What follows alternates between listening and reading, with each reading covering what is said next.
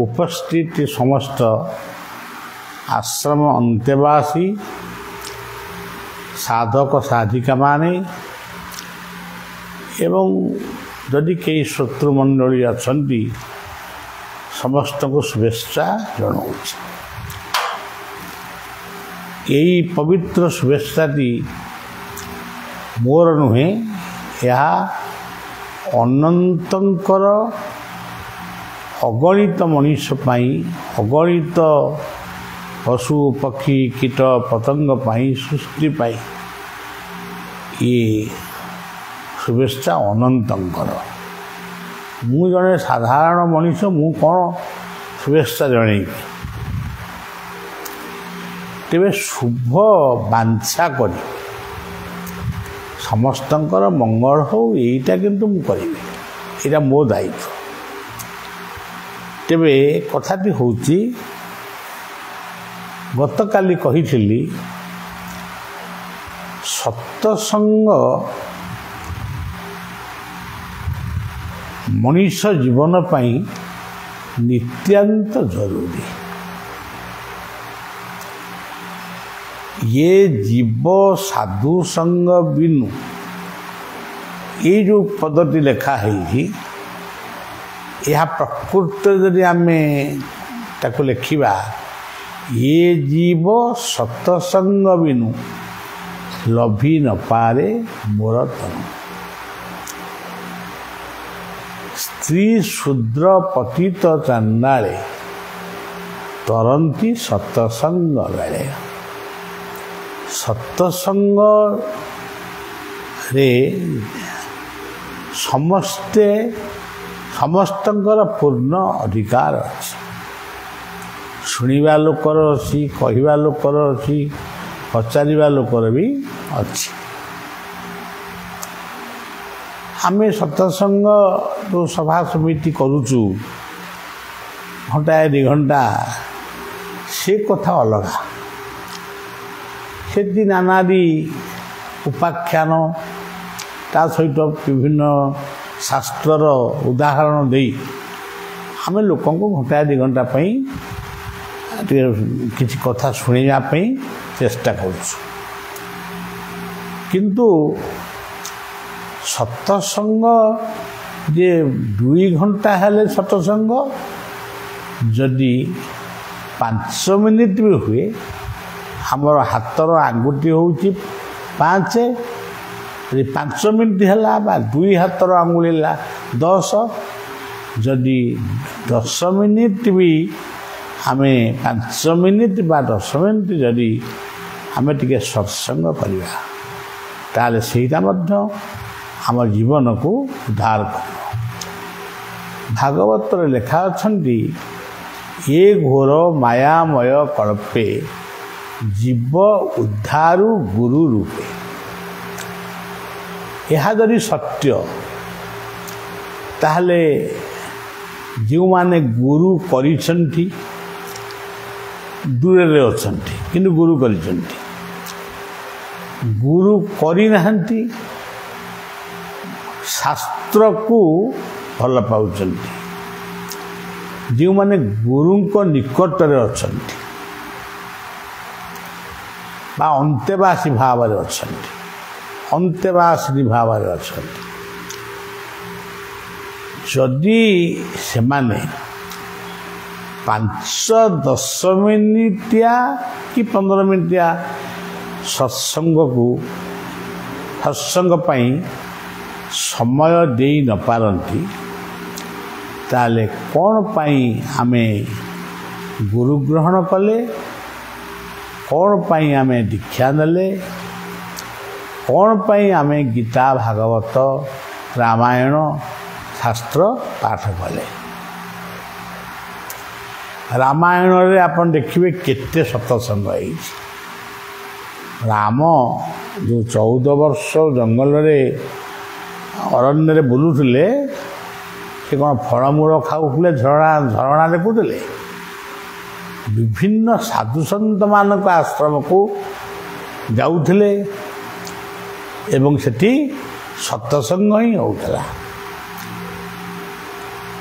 ଧରନ୍ତୁ ବିଶ୍ୱାମିତ୍ରଙ୍କ ସଙ୍ଗରେ ଯାଉଥିଲେ, ଭରଦ୍ୱାଜଙ୍କ ଆଶ୍ରମକୁ ଯାଇଛନ୍ତି, ଗୌତମ ଋଷିଙ୍କ ଆଶ୍ରମକୁ ଯାଇଛନ୍ତି। ସବୁଗୁଡ଼ିକ ଯଦି ଆପଣମାନେ ଭଲ ଭାବରେ ମନନ କରିବେ, ରାମାୟଣ ଶାସ୍ତ୍ରଟି କେବଳ ସତ୍ସଙ୍ଗରେ ପୂର୍ଣ୍ଣ ହେଇଛି। ତେବେ ଆମେ ନିଜକୁ ପଚାରିବା, ଆମେ କେତେ ସମୟ ସତ୍ସଙ୍ଗ କରୁଛେ? ତେଣୁ କୀଟ ପତଙ୍ଗ ଖଗ ମୃଗ ସତ୍ସଙ୍ଗରେ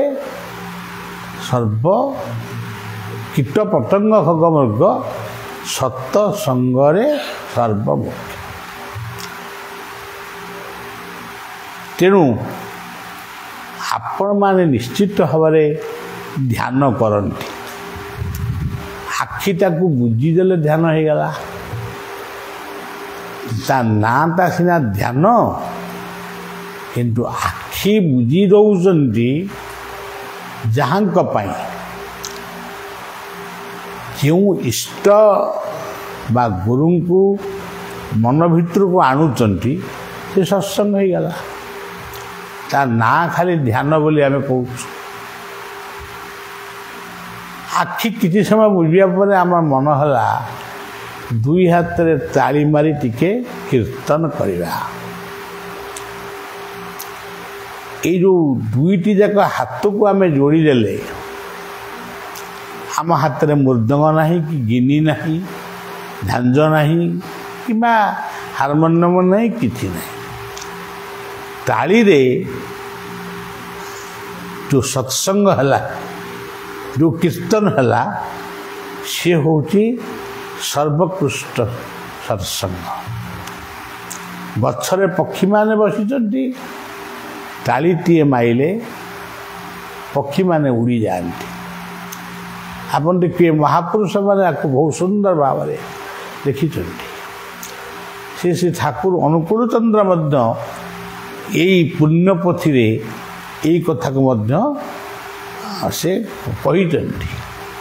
ଗଛରୁ ପକ୍ଷୀ ଉଡ଼ିଗଲା ଭଳି ଜୀବନ ବୃକ୍ଷ ଭିତରେ ଲୁଚିକିରି ବସିଥିବା ସମସ୍ତ ଦୁର୍ଗୁଣ ରୂପକ ପକ୍ଷୀ ସେମାନେ ଉଡ଼ିକିରି ପଳେଇବେ। ହାତ ଯୋଡ଼ିଦେଲେ ଗୋଟେ ସତ୍ସଙ୍ଗ ହୁଏ। ସେ କ'ଣ ହୁଏ? ନମସ୍କାର। ଅର୍ଜୁନଙ୍କୁ ଭଗବାନ କହିଲେ, ତମେ ଯଦି ମୋତେ କିଛି ଦେଇ ନପାରିବ, ଖାଲି ନମସ୍କାରଟିଏ ମୋତେ କରିବ, ମୁଁ ସେତିକିରେ ତୁମକୁ ସବୁ ଦେଇଦେବି। ହାତ ଯୋଡ଼ିଦେଲେ ନମସ୍କାର, ହାତରେ ତାଳି ମାଇଲେ ସେ ଗୋଟେ କୀର୍ତ୍ତନ। ଚକାସନ ପକାଇ ବସିଲେ, ଇଏ ଗୋଟେ ଆସନ। ମୋତେ ପଦ୍ମାସନ ଆସୁନି, ଅଭ୍ୟାସ କଲେ ପଦ୍ମାସନ ହେବ। ସେ ଚକାସନ ହେଉ, ପଦ୍ମାସନ ହେଉ, ସିଦ୍ଧାସନ ହେଉ, ସହଦାସନ ହେଉ, ଯେଉଁ ଆସନ ହେଉ, ମନେ କରନ୍ତୁ ଆପଣ ଦେହ ଅସୁସ୍ଥ ହେଇଛି, ଆପଣ ଶୋଇଛନ୍ତି। ଆପଣମାନେ ଦେଖିଥିବେ ବେଳେବେଳେ ମୁଁ ଏତେ କ୍ଳାନ୍ତ ହୋଇପଡ଼ୁଛି, ଶୋଇକିରି ମଧ୍ୟ ଲୋକଙ୍କ ସହିତ କଥାବାର୍ତ୍ତା ହେଉଛି ଏବଂ ତାଙ୍କ ଦୁଃଖ ସୁଖ ଟିକେ ବୁଝୁଛି। ମୋର ଯେତିକି ବୁଝିବା କଥା ମୁଁ ବୁଝୁଛି। ତେଣୁ ଶୟନ ମଧ୍ୟ ଗୋଟେ ଠିକ୍ ଭାବରେ ଶୋଇବା, ସିଏ ମଧ୍ୟ ଗୋଟେ ଆସନ, ଆଉ ସିଏ ମଧ୍ୟ ଗୋଟେ ସତ୍ସଙ୍ଗ। ମୁଁ ଶୋଇକିରି ଭାବୁଛି କାହାକୁ ଠକିବି, ସେ କ'ଣ ସତ୍ସଙ୍ଗ ହେବ? ମୁଁ ଆଖି ବୁଜି ଶୋଇଛି, ମୁଁ ଭାବୁଛି ମୋର ଇଷ୍ଟଙ୍କୁ, ମୋର ଗୁରୁଙ୍କୁ, କାଲିକି କାଲି ମୁଁ କ'ଣ କର୍ମ କରିବି, କେଉଁ କାମଟା ଆଜି ସରିଲାନି। ବଢ଼ିଆ ସତ୍ସଙ୍ଗ। ମନେ କରନ୍ତୁ ଏତିକି ବେଳେ ଚିଟ୍ ହେଇ ଶୋଇଥିଲେ, ବାମ ପଟକୁ ମୁହଁ ଦେଇ ଶୋଇଲେ, ଖାଦ୍ୟ ହଜମ ହେବ। ବାମ ପଟକୁ ଯେତେବେଳେ ଶୋଇଲେ, ଆହୁରି ବଢ଼ିଆ ସତ୍ସଙ୍ଗ ହେଲା। କ'ଣ ଭଜନ କଲେ? ସୋହମ ସୋହମ ସୋହମ ସୋହମ ସୋହମ ସୋ। କିଛି ନାହିଁ, ପାଟି ଫିଟୁନି କି କାହାକୁ ଶୁଭୁନି, ଆପଣ ମନେ ମନେ ସୋହମ କହୁଛନ୍ତି। हे आत्मा हे आत्मा हे आत्मा सुंदर सत्संग है किसी समय बाम पटे शोला पुणी आप डाहाण पट को मारिकी शोले जदि शोले हंस हंस हंस हंस हे आत्मा हे आत्मा हे आत्मा बास ये भी गोटे बहुत बड़ सत्संग होगा एमती चित कि बाम कर मारी डाण कर मारी शो शो आम संपूर्ण भाव निद होगला आम शोगलु स्वप्न रे निश्चित दिव्य दर्शन आम पाइबु निद है नहीं एणु तेणु कथा किसी भाविले सीटा होगला कुसंग जदि आम भावु सी आम मत मारी 5टा मुझे मारि 10टा एगुड़ा सब कुसंग होगला जदि आम खाली शोक निद होनी निद बटिका भी आम खाइनु निद भी होनी निद आसवा विलम्ब अच्छी से समय भावुचु से लोकटी कहीं मोर शत्रु है को कौशल अवलंबन कले सी मोर मित्र हम जोग कर्मसु कौशलम ये गीतार बाणी जहाँ तुम्हें जीवन में जहाँ किसी करने को चाहूच धर बाप चाहूँगी पुओं पुओ झील चाहूँगी बाप माँ सबू पुओ झील खराब नुहति कि सबू बाप माँ खराब नुहति एमिटी खराबटा जहाँ भीतर अच्छी से गोटे स्वतंत्र दल किंतु बाप माँ पुओ झीलकर भविष्य गढ़ापी चिंता करुँच पुओ झील बाप माँ सेवा करुँच तो सत्संग मो बापा मु गोटे बसिकी जड़े व्यक्ति थारे मु बहुत दिन तल कथा कहूँ जड़े बसिकी ताश खेलुले ताश खेलुँच मुदा मस्जिद ताश खेलुँच हठात उठिकी ताश को फोपाड़ देकी खूब क्षिप्र गति चले समस्ते डाकिले कौन रागिकी पड़ेगा कि कौन तू पड़े जाऊ रे सी कहला मो बापा को औषधटा मेडिसिन स्टोर नहीं कि दवाई कही आसी ताश खेल भूली जाइए संगे संगे आउची देखु ये छोटिया कथाटा केते बड़ सत्संग परिणत है बापा से औषध दब मेडिसिन स्टोर को गला मंदिर को जाइनी से मेडिसिन स्टोर को जाइए बापा को देला अरे बापा मुझे ताश खेलुँ मुझे अध घंटा पर आस बापा कहले हो जा जोठी आनंद अच्छी जोठी कर्तव्य अच्छी जोठी भल पाइबा अच्छी जोठी सेवा अच्छी से अभावटा कौन धान चाउल बिरी मुग सुना टंका ये हूँ अभावर सामग्री धान चाउल सुना रूपा मोती माणिक जहाँ कहूँ ये सब अभाव ये भाव नुहे ये गुड़िक खाली आसी माने आमको टे खाइबू ना कौन बुलू यही कथापी से जी अधिक होगला ताकू नहीं निशापान करूँ मातक पान करूँ नहीं ये अभाव को सृष्टि करे किंतु परर मंगल चिंतन जो माने करती परोपकार को जो माने पाथेय करती से माने प्रकृत में सत्संग करती आपण माने जानी मो जीवन कथा किछि किछि अवश्य जानिथिबे जो माने बलिया को अति निकट देखुं मुझे अनुकूल करी बाहर को जाऊली एवं भी जाऊँगी से भी जाऊली से मोर बापा बंची थे बापा को टे घसी दिए पाद धूली मुंडे मारी जाए এইটা ମୋର ସତ୍ସଙ୍ଗ, এইଟା ମୋ ଜୀବନର ଅନୁକୂଳ। ଯେତେବେଳେ ଆଉ କେତେବେଳେ ବାପାଙ୍କ ପରେ ବୋଉ ଥିଲେ, ବୋଉ ମୁଁ ଯାଉଛି ଅମୁକ ଜାଗାକୁ, ବୋଉ କହେ କେତେବେଳେ ଫେରିବୁ ବାପା? ମୁଁ ରାତି 9ଟା 10ଟା ହେଇବ। କେଉଁଠିରେ ନ ଫେରିଲେ ହେବନି, ମୁଁ ସେଠି ରହିବା ଜାଗା ନାହିଁ, ରହିବି କେଉଁଠି? ତେଣୁ ମୁଁ ଆସିବା ପର୍ଯ୍ୟନ୍ତ ମୋ ବୋଉ ମୋ ପାଇଁ ଅପେକ୍ଷା କରିଥାଏ। ତେଣୁ ଆତ୍ମାକୁ ଆତ୍ମା ଯେବେ ସ୍ମରେ ପରମ ଆନନ୍ଦେ ବିହରେ।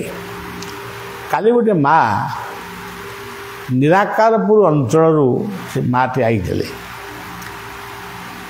ଗୋଟେ ନିରାକାରପୁର ଅଞ୍ଚଳରେ ଗଡ଼ମଧୁପୁର ଗ୍ରାମ ଅନ୍ତର୍ଗତ ଗୋଟେ ବଳଦବନ୍ଧା ବୋଲି ଗୋଟେ ସ୍ଥାନ ଅଛି, ଯେଉଁଠି ଅନନ୍ତ ସାଗର ନାମରେ ଗୋଟେ ଗାଦି ଶିଶୁ ଅନନ୍ତଙ୍କର ପ୍ରତିଷ୍ଠା ହେଇଛି। ସେଠି ପ୍ରତ୍ୟେକ ବର୍ଷ ଯଜ୍ଞ ହୁଏ, ନାମ ହୁଏ। ବହୁଜନ ଯହୁଁ ମିଳି ତହିଁ ଉପଜଇ କଳି। ତେଣୁ କେତେବେଳେ କେମିତି ଟିକେ ଭୁଲ ବୁଝାମଣା ହେଇଯାଏ। କାଲି ସେଇଥିପାଇଁ ସେଇ ଭୁଲ ବୁଝାମଣାଟାକୁ ସମାଧାନ କରୁ କରୁ ମୁଁ କ୍ଳାନ୍ତ ହୋଇପଡ଼ିଲି। ସମସ୍ତେ ଉଠିକିରି ଗଲେ। ଗୋଟିଏ ମା କହୁଛି, କାନ୍ଦି କାନ୍ଦିକିରି କହୁଛି, ବାବା ମୋର ଗୋଟିଏ ଝିଅ। ଗୋଟିଏ ଝିଅ କ'ଣ ତୋର ଅସୁବିଧା କ'ଣ? ମୋ ମନେ ମନେ ଭାବୁଛି ଗୋଟିଏ ଝିଅ, ଆଉ ଗୋଟେ ପୁଅ ମୋତେ ମିଳୁ। ମୁଁ ତାକୁ କହିଲା ଝିଅ ଯିଏ ପୁଅ ସିଏ। କିନ୍ତୁ ସିଏ କହୁଥିଲା ମୋର ସେ ଝିଅଟିକୁ ସେ ଅମୁକ ସଂସ୍ଥା ତାକୁ କ'ଣ ବତେଇ ଦେଇଛନ୍ତି। ସିଏ କହୁଛି ମୁଁ ଆଉ ବିବାହ ହେବି ନାହିଁ, ଘରକୁ ଯିବି ନାହିଁ, ବାପ ମାଆଙ୍କୁ ମଧ୍ୟ ମୁଁ ଭାଇ କି ଭଉଣୀ ବୋଲି ଡାକିବି। ଆଉ ମୋର ଯିଏ ଗୁରୁ ଅଛନ୍ତି ତାଙ୍କୁ ହିଁ ମୁଁ ବିବାହ ହେବି। ମାନେ ଗୁରୁ କହିଲେ ଏଇ ଯେଉଁ ଦୀକ୍ଷା ଗୁରୁ ସେ ନୁହେଁ, ସେ ଜଣେ ସିଏ ଗୋଟେ ଅଲଗା ପ୍ରକାର ଗୁରୁ। ଭଲ ଗୁରୁ ହେଇପାରନ୍ତି, କିନ୍ତୁ ଇଏ ଗୋଟେ ସିଷ୍ଟମ୍ ଚାଲିଛି। ମୁଁ ହସିଲି। ତୁମେ ଯେଉଁମାନଙ୍କ କଥା କହୁଛ ମୁଁ ଜାଣିଛି। ସେମାନଙ୍କ ସହିତ ମଧ୍ୟ ମୁଁ ବହୁତ ତର୍କ କରିଛି। ତାଙ୍କୁ ପଚାରିବ ତୁମେ ତୁମର ଗୁରୁ, ତୁମର ଗୁରୁ ଭାଇ ଗୁରୁ ଭଉଣୀ ଏମାନେ ଶୂନ୍ୟରୁ ଆଇଥିଲେ ନା ବାପ ମାଙ୍କ ବାଟ ଦେଇକି ଯାଇଥିଲେ? ଆଉ କହିବ ଯେଉଁ ସଂସ୍ଥାରେ ବାପ ମାଙ୍କ ପ୍ରତି ଅଶ୍ରଦ୍ଧା ଅସମ୍ମାନ ରହିଛି ତାକୁ ମଧ୍ୟ ବଳିଆ ଆଧ୍ୟାତ୍ମିକ ସଂସ୍ଥା ବୋଲି ମୁଁ ପୂର୍ଣ୍ଣ ମାତ୍ରାରେ ସମର୍ଥନ କରିପାରେ ନା। ତେଣୁ ଇଏ ହେଉଛି ଗୋଟିଏ ମାଆର ଦୁଃଖ। ଆଉ ଗୋଟିଏ ମାଆର ଦୁଃଖ ସିଏ ତାକୁ ବୁଝେଇଲି, ତାକୁ ପଠେଇଲି, ପୁଣି ତା ପାଖକୁ ଟିକେ କ'ଣ ଆଉ ଟିକେ ଫୋନ୍ରେ ଜଣେଇଲି। ଆଉ ଗୋଟିଏ ମାଆର ଗୋଟେ ପୁଅଟିଏ ଗୋଟିଏ କିଡନୀ ଡ୍ୟାମେଜ୍ ହେଇଛି।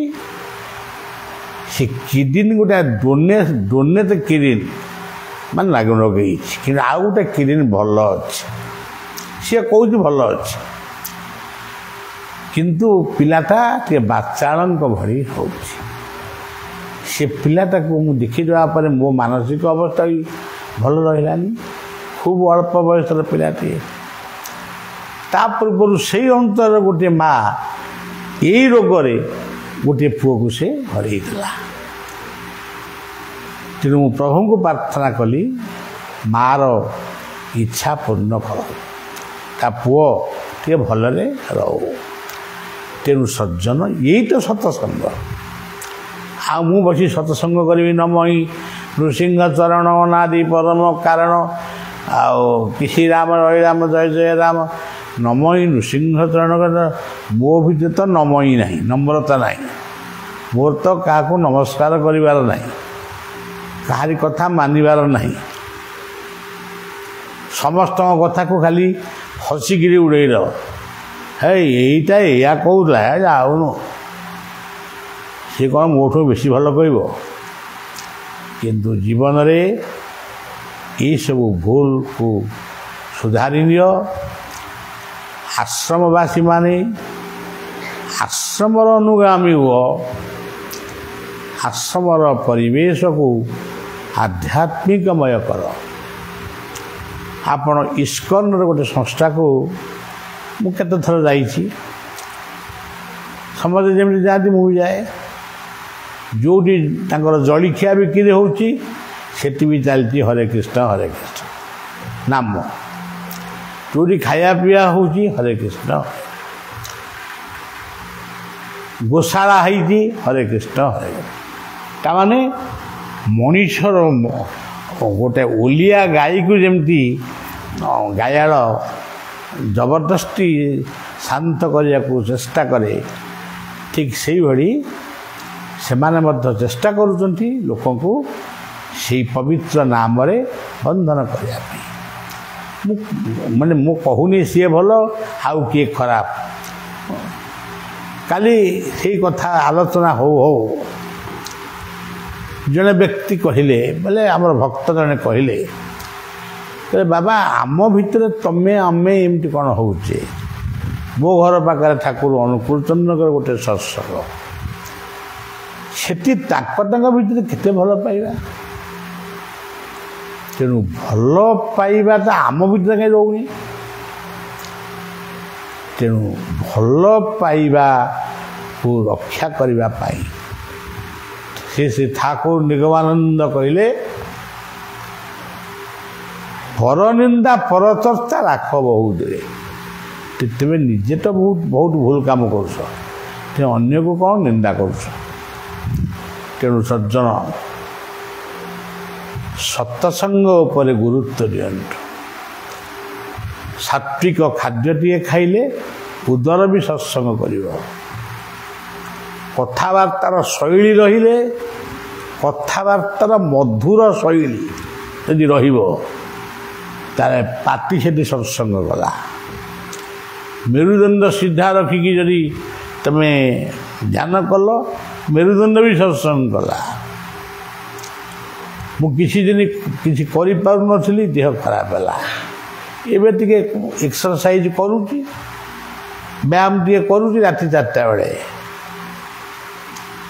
ଏଇ ଆଶ୍ରମର ଜଣେ ସାଧକ, ସଙ୍ଗୀତ ସାଧକ ପ୍ରକାଶ ଭାଇ, ସେ ତାଙ୍କ ଡ୍ୟୁଟି ହେଉଛି ଯେ ସିଏ ମୋତେ ଗୋଟିଏ ଘଣ୍ଟା ମୋ ପାଇଁ ପରିଶ୍ରମ କରୁଛନ୍ତି। ତାର ମୂଲ୍ୟ କ'ଣ ମୁଁ ଦେଇପାରିବି? ମୁଁ ଯଦି କହିବି ତୁମେ ଦରମା ନେଉଛ, ତୁମେ ମୋତେ କାମ କର, ଏଇଟା ହେଉଛି ଅହଙ୍କାର। ସେମିତି କରିବା ଦ୍ୱାରା ହିଁ ମୁଁ ବର୍ତ୍ତମାନ ଚାଲୁଛି। ଆପଣମାନେ ବି ସେମିତି ଚେଷ୍ଟା କରନ୍ତୁ। ଆଉ ଗ୍ରୀଷ୍ମ ପ୍ରବାହ ବଢ଼ୁଛି। ମିଆଁମାରରେ ଆଜି ଭୂମିକମ୍ପ ହେଇଛି, ବହୁତ ଲୋକଙ୍କର ମୃତ୍ୟୁ ହେଇଛି। ଆପାର୍ଟମେଣ୍ଟ ସବୁ ଭାଙ୍ଗି ଯାଉଛି। ବାବୁମାନେ ଆପାର୍ଟମେଣ୍ଟରେ ରହିବା ପାଇଁ ଆଜିକାଲି ବହୁତ ସକ୍ କରୁଛନ୍ତି, ଆମେ ଆପାର୍ଟମେଣ୍ଟରେ ରହିବୁ। କିନ୍ତୁ ସେଠି ମଧ୍ୟ ଆପାର୍ଟମେଣ୍ଟ ସବୁ ଥିଲା, ସେ ଭାଙ୍ଗି ପଡ଼ୁଛି। କେତେ ଲୋକ ଭୂଇଁ ତଳେ ଚାପି ହେଇ ମରିଯାଉଛନ୍ତି। ତେଣୁ ବଳିଆ କ'ଣ କରିବା? ଆମ ପାଖରେ କ'ଣ ଅଛି? ଭାରତ ନିଶ୍ଚୟ ସାହାଯ୍ୟ କରିବ। ତାର ଭାରତର ମନୋବୃତ୍ତି ସବୁବେଳେ ସେଇଆ। ତେଣୁ ଆମେ କିଛି ସାହାଯ୍ୟ ନ କରୁ, ଆମେ ସେଇ ମୃତ ଲୋକମାନଙ୍କ ପରିବାରକୁ ସମବେଦନା ଜଣାଇବା। ମୃତ ଲୋକମାନଙ୍କର ପରଜନ୍ମ ମୁକ୍ତି ହଉ, ମୁକ୍ତି ପାଆନ୍ତୁ, ଏତିକି ପ୍ରାର୍ଥନା କରିପାରିବା। ଏଇଟା ତ ଗୋଟେ ସତ୍ସଙ୍ଗ।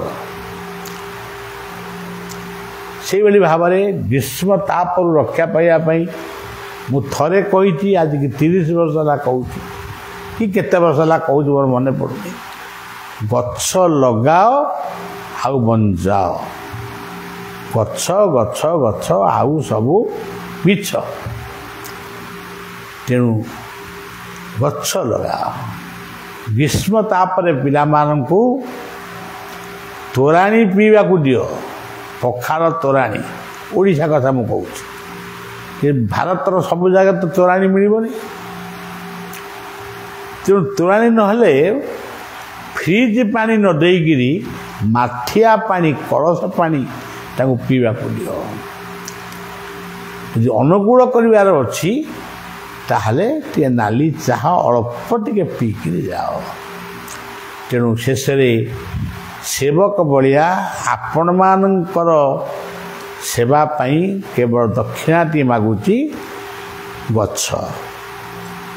ଏ ବର୍ଷ ଜନ୍ମୋତ୍ସବ ଅପ୍ରେଲ 8 ତାରିଖ 9 ତାରିଖ ପାଳନ ହେବ ଯଶୀପୁରରେ, କିନ୍ତୁ ଶୁକ୍ର ଷଷ୍ଠୀ 3 ତାରିଖ ଦିନ 3, 4 ପାଳନ ହେବ ଆଶ୍ରମରେ। ପାଳନ କ'ଣ ହେବ? କିଛି ଡ୍ୟାନ୍ସ ଫ୍ୟାନ୍ସ ହେବ ନା କ'ଣ?